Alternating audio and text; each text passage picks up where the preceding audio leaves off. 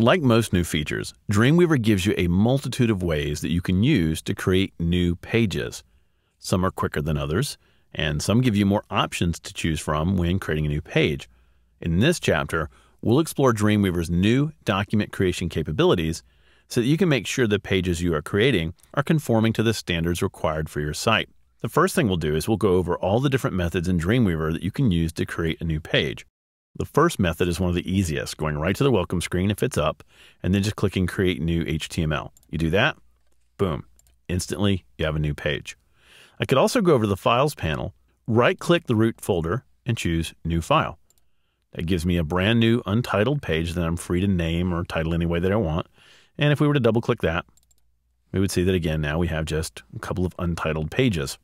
Now I'm going to close those and take a look at another method of creating a new page. I can go right up to File and choose New. Now when I do that, I get quite a few more options than the previous two methods. So the other two just went ahead and created a new page for me based on my new document preferences. And we'll talk about those in just a moment. But when I choose File New, the new document dialog box comes up. And this can look a little overwhelming the first time that you see it.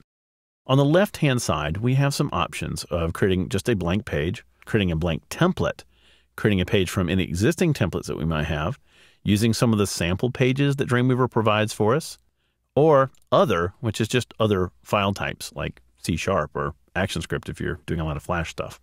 So let's go back up to blank page because even that has a lot of options available to us. Our second column is page type. Notice here we can choose HTML, XSLTs. If we're creating a blank cascading style sheet file, we could choose that from here. So any one of those choices is going to create the file type that you're looking for. We'll stick with HTML for right now. In the third column, we have an option for choosing layouts. Now, these are our CSS starter pages, and we're certainly going to explore them in more detail later on in this title. But for right now, if you just need a sample layout to start off with, something, for example, like this with 2 columns and a right sidebar, then you could choose from one of these options and go ahead and create the page. When you do that, it's going to ask you where to put the CSS, and that's one of the options over here on the right-hand side.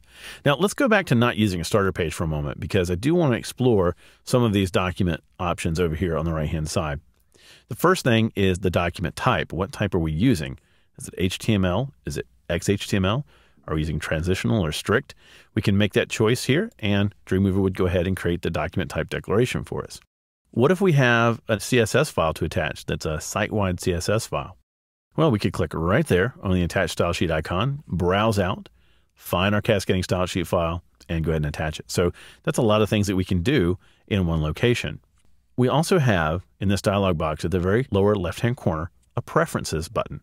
If we click that, our new document preferences would come up. We're going to take a closer look at those in a moment. So I'm going to leave those alone for right now and just choose create. So there we go. Now we have another page, but notice when I go into code view, here's the document type declaration. And that, of course, was chosen based on what I had selected in that dialog box. There is one more way to create new pages. I can just simply do Control-N, which is the keyboard shortcut, Command-N on the Mac. And here I get my new document dialog box. That's an option that you can set as to whether that hotkey triggers this dialog box or it just creates a page based on your standards. And you can change that in your preferences. Now that we understand all the different methods of creating new files in Dreamweaver, that's going to allow us to explore the choices being presented to us in a little bit more detail.